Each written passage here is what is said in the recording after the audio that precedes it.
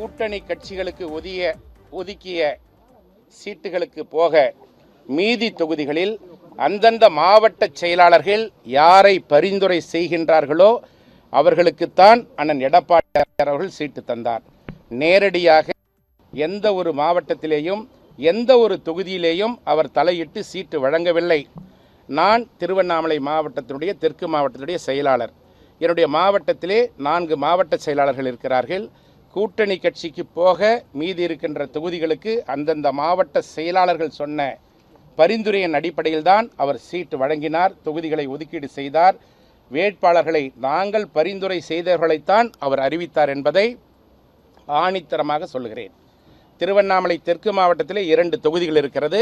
அந்த 2 தொகுதியிலே ஒரு தொகுதியிலே நானும், இன்னொரு தொகுதியிலே என்னால் பரிந்துரை செய்யப்பட்டவரும் வேட்பாளர்களாக அண்ணன் அறிவித்தார்.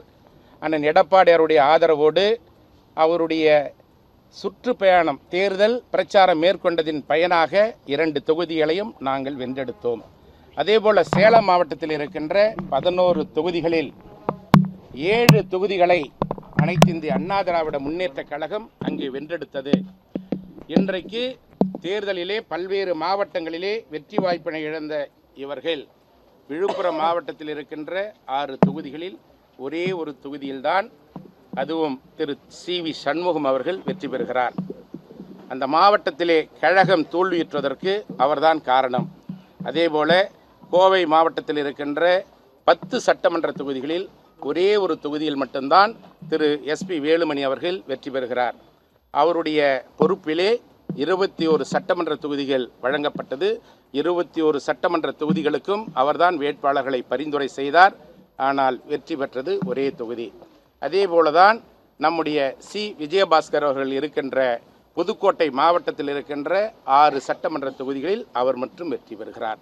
திருவாரூர் மாவட்டத்திலே இருக்கின்ற திரு காமராஜ் அவர்கள் 4 தொகுதிகளிலே ஒரு தொகுதியிலே வெற்றி பெறுகிறார்.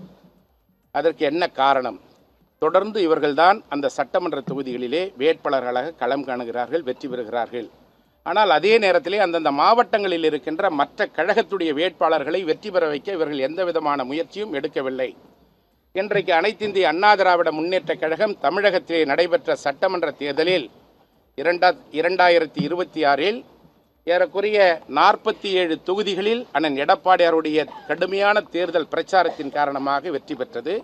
கூட்டணியின் சார்பிலே 6 தொகுதிகளிலே வெற்றி பெற்று 53 இடங்களில் அண்ணன் எடப்பாடியார்களுடைய தலைமையிலே கழகம் வெற்றி பெற்றது. 2021இலே கடுமையான போட்டிகள் இருந்த பொழுது கூட 75 இடங்களை அண்ணன் எடப்பாடியார் தலைமையிலே அமைக்கப்பட்ட கூட்டணியின் சார்பிலே வெற்றி பெற்றது. மாண்புமிகு இதய தெய்வம் புரட்சி தலைவர் எம்ஜிஆர் அவர்கள் முதலமைச்சராக இருந்த பொழுது நடைபெற்ற ஆட்சியை கலைத்துவிட்டு நடைபெற்ற சட்டமன்ற தேர்தலிலே, நாடாளுமன்ற தேர்தலிலே 2 இடங்களை பெற்றாலும் கூட மீண்டும் 1980ஆம் ஆண்டு நடைபெற்ற சட்டமன்ற தேர்தலிலே அமோக வெற்றியை பெற்றார்கள். 1996இலே நடைபெற்ற சட்டமன்ற தேர்தலில் மாண்புமிகு அம்மா அவர்கள் வேட்பாளர்களாக நிறுத்தியவர்களில் 4 பேர்கள் மட்டுமே வென்றார்கள். மீண்டும் 2021இல் அசுர பலத்தோடு அனைத்து இந்திய அண்ணா திராவிட முன்னேற்ற கழகம் வெற்றி பெற்றது. ஒரு இயக்கம் தேர்தலிலே வெற்றி தோல்வி என்று மாறி மாறி வருவது சகஜம். இதற்காக தலைமையின் மீது குற்றம் சொல்லக்கூடாது. இன்றைக்கு இவர்கள் சொல்லுகிறார்கள், அண்ணன் எடப்பாடியார் அவர்கள் தன்னிச்சையாக எடுத்த முடிவின் காரணமாகத்தான் இந்த இயக்கம் தோல்வி கண்டது என்று சொல்லுகிறார்கள். இது அப்பட்டமான பொய், தவறான செய்தி என்பதை இந்த நேரத்திலே நான் தெரிவித்துக் கொள்ள கடமைப்பட்டிருக்கிறேன். அந்தந்த மாவட்டங்களில் இருக்கின்ற மாவட்ட செயலாளர்கள் பரிந்துரையின் பேரிலே தான் சட்டமன்ற வேட்பாளர்களை அண்ணன் எடப்பாடியார் அவர்கள் அறிவித்தார்கள் என்பதை இந்த நேரத்திலே நான் உறுதியோடு சொல்லிக்கொள்ள கடமைப்பட்டிருக்கிறேன். இன்றைக்கு கழகத்தினுடைய பொதுச் செயலாளர் மீது பல்வேறு குற்றச்சாட்டுகளை சொல்லுகிறார்கள். அண்ணன் எடப்பாடியார் அவர்கள் முதலமைச்சராக வந்த பிறகுதான், பொதுச் செயலாளராக வந்த பிறகுதான் மாண்புமிகு அம்மா அவர்களால் அமைச்சர் பதவியிலிருந்து விடுவிக்கப்பட்ட திரு சி.வி. சண்முகம், மாவட்ட செயலாளர் பதவியிலிருந்து விடுவிக்கப்பட்ட திரு சி.வி. சண்முகம் அவர்கள் மாண்புமிகு அண்ணன் எடப்பாடியார் அவர்கள் முதலமைச்சரான பிறகுதான் மீண்டும் அமைச்சராகிறார், மீண்டும் மாவட்ட செயலாளராகிறார், கழகத்தினுடைய அமைப்புச் செயலாளராக அவருக்கு பதவி வழங்குகிறார்.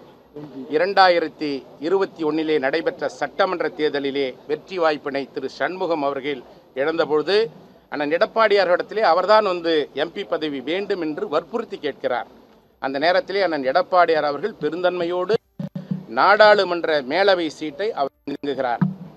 2026 நடைபெறுகின்ற சட்டமன்ற தேர்தலில் மீண்டும் எனக்கு எம்எல்ஏ சீட்டு வழங்க வேண்டும் என்று கேட்கிறார். அன்றைக்கு கூட அண்ணன் எடப்பாடியார் அவர்கள் பெருந்தன்மையோடு ஒரு எம்பி அந்த பதவியை ராஜினாமா செய்தால் மீண்டும் அந்த இடத்தை பெற முடியுமா என்ற ஒரு சந்தேகம் இருந்த பொழுது கூட பெருந்தன்மையோடு அவர் கேட்ட சட்டமன்ற வேட்பாளராக போட்டியிடுகின்ற ஒரு வாய்ப்பினை தந்தார். அதுவும் ஏற்கனவே அம்மா அவர்களால் விழுப்புரம் தொகுதியிலே அவருக்கு வாய்ப்பு வழங்கப்பட்டது.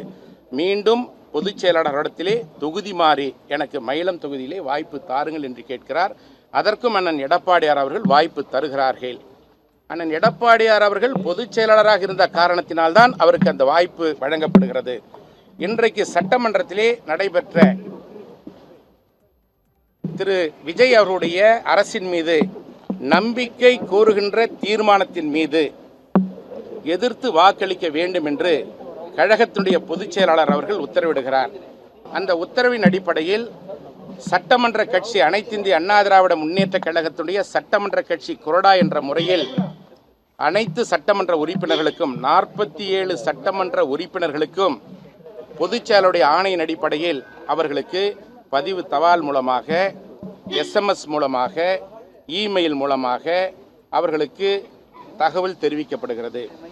இன்றைக்கு காலையிலே வாக்கெடுப்பு நடக்கின்ற பொழுது அனைத்திந்திய அண்ணா திராவிட முன்னேற்ற கழகத்துடைய பொதுச் செயலாளர் அண்ணன் எடப்பாடியாருடைய அறிவுறுத்தலின் பேரு கொறடா என்ற முறையிலே அவர்களுக்கு நான் சொன்ன உத்தரவின் அடிப்படையில் இந்த தீர்மானத்திற்கு எதிராக அவர்கள் வாக்களிக்க வேண்டும். மாறாக அவர்கள் அந்த தீர்மானத்திற்கு ஆதரவாக வாக்களித்தார்கள். இதை ஏற்றுக்கொள்ள முடியாது என்று அண்ணன் எடப்பாடியார் அவர்கள் சொல்லிய பிறகு கழகத்தினுடைய கொள்கைகளுக்கும் கோட்பாடுகளுக்கும் விரோதமாக அவர்கள் நடந்து கொண்டார்கள் என்பதற்காக அவர்கள் வகித்து வருகின்ற கட்சி பதவிகளிலே இருந்து இன்றைக்கு அவர்களை அண்ணன் எடப்பாடியார் அவர்கள் விடுவித்திருக்கிறார். கழகத்தினுடைய சட்ட திட்டங்களுக்கு விரோதமாக நடந்து கொண்டவர்கள் மீது மட்டுமே இன்றைக்கு பொறுப்புகளிலே இருந்து விடுவித்திருக்கிறார். அதன் பிறகு அவர்கள் பேட்டியளிக்கின்ற பொழுது பல்வேறு விதமான குற்றச்சாட்டுகளை தொடர்ந்து அவர்கள் பேசிக் கொண்டிருக்கிறார்கள். கழக நிர்வாகிகள் மத்தியிலே ஒரு குழப்பத்தை ஏற்படுத்தி கொண்டிருக்கிறார்கள். பொதுச் செயலாளர் அவர்களுக்கு எங்களை நீக்குவதற்கு அதிகாரம் இல்லை என்று சொல்லுகிறார். அண்ணன் எடப்பாடியார் அவர்கள் பொதுச் செயலாளர் என்ற முறையிலேதான் அவர்களுக்கு மாவட்ட செயலாளர்கள் பதவியை வழங்குகிறார், கழகத்தினுடைய அமைப்பு செயலாளர் பதவியை வழங்குகிறார். 2021 மற்றும் 26 நடைபெற்ற சட்டமன்ற தேர்தலிலே வேட்பாளர்களாக அவர்கள் போட்டியிடுவதற்கான வாய்ப்பினை தருகிறார். ஏ ஃபார்ம் பி ஃபார்மிலே அண்ணன் எடப்பாடியார் தான் கையெழுத்து போடுகிறார். அதற்கான அதிகாரம் கழகத்துடைய பொதுச் செயலாளருக்கு இருக்கிறது. ஆனால் இன்றைக்கு அவர்கள் மீது நடவடிக்கை எடுக்கப்பட்ட பிறகு எங்களை நீக்குவதற்கு எடப்பாடி பழனிசாமி அவர்களுக்கு அதிகாரம் இல்லை என்று ஆணவத்தோடு சொல்லுகிறார்கள். விடுவிக்கப்பட்டதற்கு அவர்களுடைய கழக பதவி பொறுப்புகளிலே இருந்து அவர்களை விடுவிக்கப்பட்டதற்கு அண்ணன் எடப்பாடி அவர்களுக்கு அதிகாரம் இல்லை என்று சொல்லுகிறார்கள். எந்த அதிகாரத்தின் அடிப்படையில் கழகத்துடைய பொதுச் செயலாளர் அவர்களுக்கு தேர்தலிலே போட்டியிடுவதற்கு வாய்ப்பினை தந்தாரோ, எந்த அதிகாரத்தின் அடிப்படையில் அவர்களுக்கு ஏ ஃபார்ம் பி ஃபார்ம் வழங்கினார்களோ, எந்த அதிகாரத்தின் அடிப்படையில் அவர்களுக்கு கழக பொறுப்புகளை வழங்கினாரோ அதே அடிப்படையில் தான், அதே அதிகாரத்தில் தான் இன்றைக்கு அவருடைய கட்சி பொறுப்புகளில் இருந்து விடுவித்திருக்கிறார். இதில் எந்த விதமான தவறும் இல்லை என்பதை இந்த நேரத்திலே நான் சுட்டிக்காட்ட கடமைப்பட்டிருக்கிறேன். மேலும் அவர்கள் சொல்லுகின்ற பொழுது